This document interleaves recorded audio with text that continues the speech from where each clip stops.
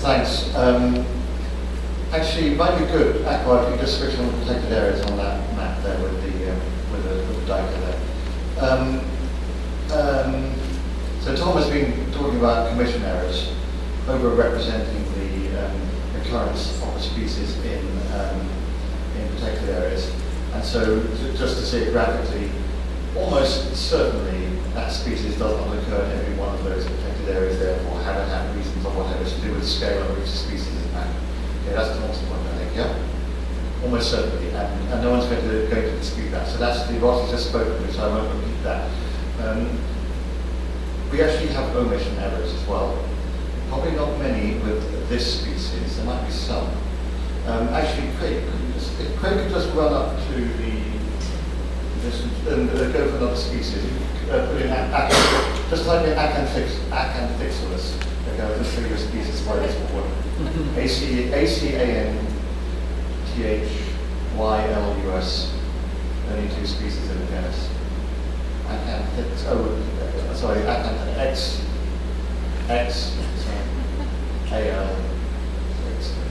Alus.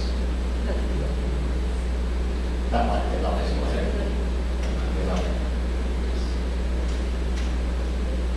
So test of what items.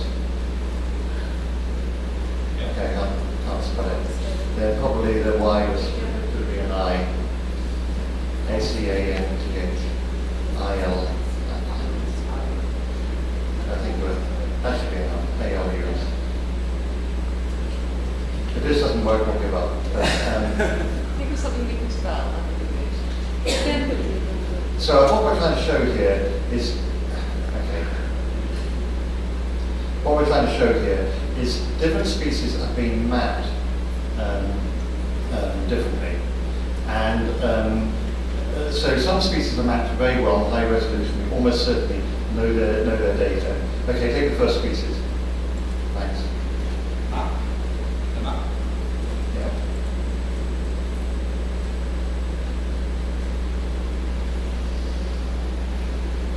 Another West African species. There you go. And it might even zoom out a bit, Akbar. Yeah. Almost definitely this species occurs more widely. In fact, if we look at the western end of its range, it's along the Cote d'Ivoire Liberian border. That's obviously on the Liberian side, right? And so this species, and in particular protected areas, we've almost certainly got omission errors. So you could say if you were really focused on conserving this species, you might decide it's unimportant.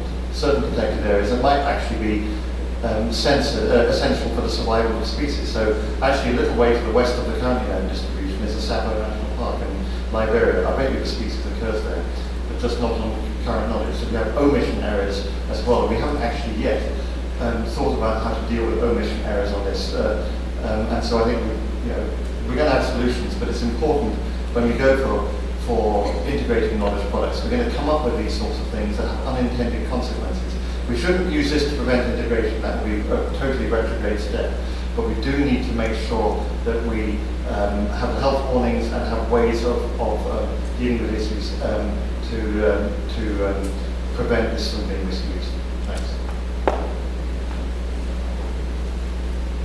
Well, thanks, Simon. Yeah, obviously not to think about that, but it's nice to see a practical example, actually. I think we've also got to avoid shoving these yellow notices all over this nice looking map. They're horrible, but anyway. We could take a roving mic now. Is there a roving mic?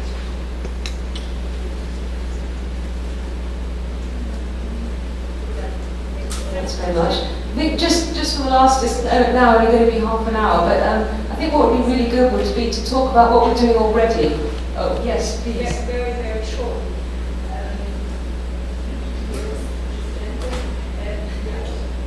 He mentioned that a pipeline that IUCN could lose credibility if, for instance, a company decides to have a pipeline there. But if it's a protected area, it would probably benefit if to add the legal information. I mean, the legal status of this protected area. Absolutely agree, and as I understand from what Trevor said, that's what he would like to do. Would probably avoid the pipeline, probably. Yeah. And look, and I've got Ecolex on here too, because we should think about that. And then we haven't focused on that. That wasn't the focus, but you know, the information that's available from Ecolex in relation to all the work we're doing is formidable. So we should think about that. It's there. It's an IUCN knowledge product, and I don't know. My gut instinct is it wouldn't be too hard to do that kind of linkaging. But let's see. So we've got IUCN red list of threatened species, which is being linked with the WDPA both ways. You can go into each of those and find the other knowledge product. I'm not saying it's a complete linkage. I'm not saying there's no problems. I'm not saying there's no things to fix. Clearly, as we've heard, there are, but it's underway and it's powerful. We've seen it's powerful. You can show people, get you thinking in a new way about what all this means. Now, what else are we actually doing? This is happening. IUCN. It's ongoing, so I'm going to give it a sort of dotted red line. The global invasive species database is being linked to the red list right now. Craig, when is that likely to be finished? Just to give us a feeling for this kind of discussion we're having here. Well, Akbar next. Yeah. Akbar? So we are going to have a discussion. Nice and loud. I just want a very simple answer at this point, really, just to get the feel for this. Yeah, so we have already been working on this together with the JSD group, and we're going to sit down and finalize how we get this working when we are here at the Congress actually. But the aim is, the integration is already there, is to finalize, and I think we want to try to do it before the end of the year. Okay, so that's really good news. So that can go into this 2-pager we were discussing, right? Yeah. About what we need to do that and so on. But as I say, not written in techno speak, written for normal mortals. Okay. Now, what we heard from Piero earlier, and also from Shamba, is that there's a discussion going on, and I'm going to do it in blue, about this possibility, which obviously both parties have considered is a very good idea. Yeah? We don't need to say anything else. It sounds like the people have got together and they're looking at that. And to my mind, that sounds a really interesting idea. It'll pick up the World Heritage Sites and all the invasive species threats that they face. For instance, Tim, I'm going to talk about that. So it's good. I'm really pleased. I didn't know about that discussion. I'm really thrilled to hear that that's happening. What we also, I think, agreed earlier is that we have initiated a discussion, John Paul, about the need to link the red list of species with the red list of ecosystems. And that's going to be a big job, but we've kind of agreed the first step is to have a discussion about what it means, who should be involved, people, process, politics, all those things that you have to think about in IUCN, yeah? So if that's, with your permission, I'm going to do this. This is not very tiny, but I think you get the idea of what I'm trying to do here. So that's at least a discussion. Is everybody comfortable with that? And we agree that this is a good aim. Especially as you know that the names are the same. So to me, I think we have to do this. It doesn't make any sense to not do that. So that's something. Now, are there any other blue lines I can put up at the moment? I guess it's a question. Diego, tell me, will you do it? And say what you're doing. Well, the Is idea it blue is or is it a different colour, right? it's blue. It's blue. The idea is that at some point, key biodiversity areas are integrated in these 3 products, so you can see which key biodiversity areas are already protected, which are not. So maybe No, first. are we ready to do this yet, though? Are we ready to do it yet? Because I was going to use a different colour. No, we're not ready to do it yet. This will be when we start having information. I'm going to use a different colour. Tom? Disagree. Well, yes, with the current data, yeah. Actually, that's right. I learned it from With the current data, it's possible. Yeah, so in IBAT, there is already linkage between KBAs and the red list of threatened species and KBAs and World Database on Protected Areas. You might put it in dashed red, like you did with the invasive species, that indicate that it's an ongoing process. Yeah. But the link certainly exists already. I'll let you get away with that, I think. IBAT we haven't had time to discuss in great detail, but of course it's a sort of different serving up of the data. But yeah, it's okay. I mean, obviously in doing IBAT we've had some thinking about this, so that and this will look messy, but we can tidy something up later. And then there definitely needs to be a blue arrow between KBAs and the red list of ecosystems. That's essential, and we have this sort of process towards it reflected with John Paul and David's work with the ecosystems component of it. So are you two sets of people actively talking about that now? Yes. In a kind of real way, if you don't mind, sorry to be direct, but I chair the ecosystem criteria development for KDAs. cool. Excellent. You're everywhere, aren't you? So I haven't been to any meetings there. Oh, well. David Keith was at the workshop in a way. But the excitement is my smart contrary. Yeah, we agree with that comment. So, yeah, I'm going to go to Eclipse in a minute. Just in this, at this end, at the minute, are there any arrows missing? So from a WGBA to the red list. Have you started to have Trevor and you've started? I'm not sure whether it's the dotted or it's blue or it's... It's a blue is kind of a conversation. I'm going to write. Can you just write down what the key is? Blue is a conversation. Thick red line is actively happening. Dotted red line is kind of in process. That would be not completed yet. Blue.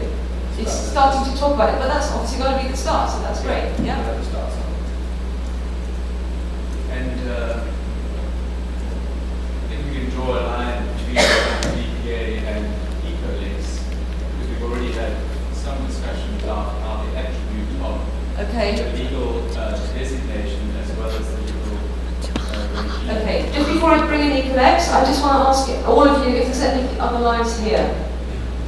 Just and then we'll go on to Ecolex because I'm going to actually invite Anne to talk a little bit about this. Yeah. There's lots of hands, so I'm going to Akbar, Ed, Tim, Craig. Help me remember these names. It's all now. It's going to be exciting now. So Akbar.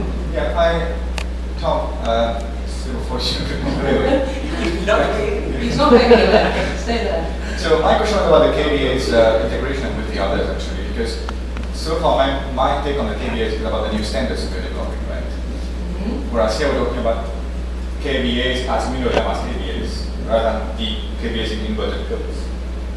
So yeah, I actually think it's a good point, and it is confusing to some people. yeah, and so things could change when we go to the standards, and then what? So Yeah, Tom wants the microphone. Yeah, so you're right, we need to be careful with using the term KVAs before we've decided quite what we're going to call the thing. But one principle which was in Stephen's presentation and came out of the workshop report was that whatever this emerges as has to build from existing work and existing data sets. And so important bird areas and important plant areas and so on have to be part of the whatever the new thing becomes. And so I do think that we can highlight those existing connections. Thanks, Tom. Actually, during that process, we came up with the new phrase taxonomic democracy, which is actually a very useful concept phrase, yeah. Okay. Craig. Oh, it was Craig next, yeah. You need to start keeping a list for me. We should be able to put a link pretty soon between GRST and the relative ecosystems because there are many ecosystems which are collapsing because of invasives. Because the North American deserts and South African grasses coming in. That's going to be a very, very clear linkage there. So clear technical linkage, a clear conservation imperative to show the link. Have you started talking? No. Look at that! Look at that! A yellow and an orange line. I'm going to do a dotted blue line, which means not quite talking, but about goodwill towards starting to talk. But that's the way it happens in IUCN. Once you start talking, things happen. Jeffrey and I are talking about that.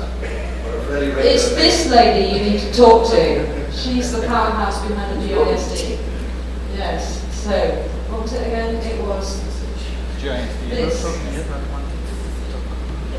What was the meaning of the red? The red is happening or is in the process of happening. Oh, okay. Yeah, I mean, this isn't complete, right? You already heard that, but it's pretty well on the way. It's got real traction. It's good. This is in process, was the phrase Simon helped us with. And then this is conversations are actively underway, and this is about to start a conversation. Well, you all know that that's hard if you don't know the people, right? So this is one good thing about IUCN conferences, everyone can get together. Any more lines here? I don't actually want to add any more because I think this is quite a lot and I think it's good. And I think it takes us down a track. And whatever we do will throw up other issues. We know that, but it's okay. We can crack them. Now we're going to just quickly, Jim, this is, and then I'm going to move to Ecolex, so I'm going to read it out. Oh, sorry, yeah. No extra lines in the graduate, but I just firstly wanted to just put on the radar within what I think is probably the space of the WDPA, we're doing a number of things that are sort of accelerating in relation to World Heritage sites. So we're working on the one hand, the sort of the biodiversity gap system for the World Heritage list. At the moment is, I think, connecting probably with a slightly stronger dotted line between WDPA held data and the KBA data set to get some conclusions, and I guess we should be having a discussion about those delivery systems and our analysis.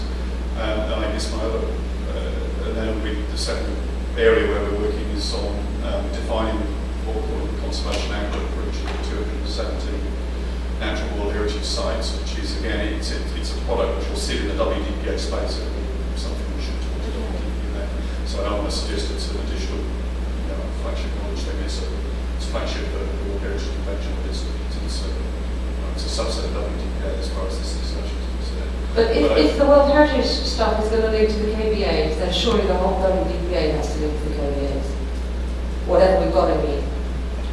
Well, I mean, technically speaking, wouldn't that be true? It would be very dangerous, I think, to show the KBA linkage with World Heritage and not anything else. No, I think what it is it's in the WDPA space, but we're able to sort of we're able to do more work in that area at the moment because it's much more focused question to get into. But in terms of serving it up, I would be really against serving up KBA overlays with World Heritage without including the other WDPA protected areas. I think it would be really, really... Yeah, I'm not suggesting that's what we do. Okay. I think we serve it up through WDPA. The other point I think is just as we look to the right-hand side of your screen. I'm not ready to go there yet. Oh, okay, right. Yeah, I'm just taking points on this because otherwise we'll go crazy. Ed? Great covered my point. Great covered your point. So, I just wanted to invite Anne to say, can you just say very briefly, in a nutshell, if there's any work, just give us a couple of sentences on what Ecolex is at that sort of high level, and then tell us if there's any linkages going on or discussions going on. It's 4 data. Nice and loud with a mic, please, thanks. Yeah. Ecolex has 4 data sets, one on national and one on international agreements, 1,400 records, approximately 90,000 national legal instruments, 1,500 selected court decisions, and from the last 15 years, 35,000 literature records, which means that we have analyzed the documents. The records contain both bibliographical information as well as analytical information, abstracts, keywords. So if you want to search for a protected area, it's no problem to do that. The keyword catalog had been limited before we had a real thesaurus from 12,000 terms, but now we have a limited one of 800, but it wouldn't exclude that we extend this with special emphasis given on protected areas, keywords which we would need in the future. Thank you very much. I mean, to me it does seem as if Ecolex with the WDPA seems the first chunk to look at, the first piece of work to do, and you're already talking, Trevor, aren't you, with the law commission and the law program? We had discussions with the law program about how this could be done, but it's clearly about finding the common fields, and but it's possible.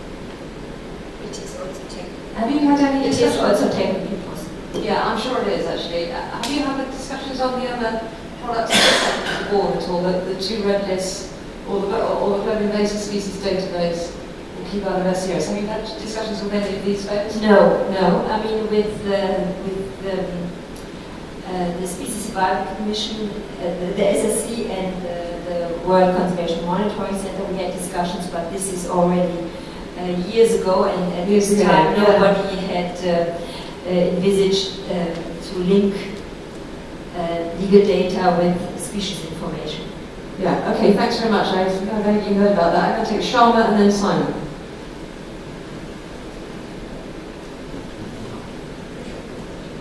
Well, actually, that's just very quick on that actual particular point. So, yeah, because I was involved in those discussions years and years ago. But that was when Cyril de Clem had his database on species and legislation, and I don't know what happened with that, and whether it is still current or whether it's embedded in Ecolex or whatever happened. But if it is still useful and still available, we ought to try and uncover something there. Well, let's get that as an action point, because that sounds like we should dig that out and take a look at what we could do with it. Craig, did you want to add on that? If somebody's actually looked at that recently, it doesn't mean I've known for a long time. Exactly. We had to But how should we do those two? we had to discontinue due to staff constraints. I mean, we had not the budget to continue it. Right. The WCMC themselves have taken over part of that anyway, so Have they they? have to back.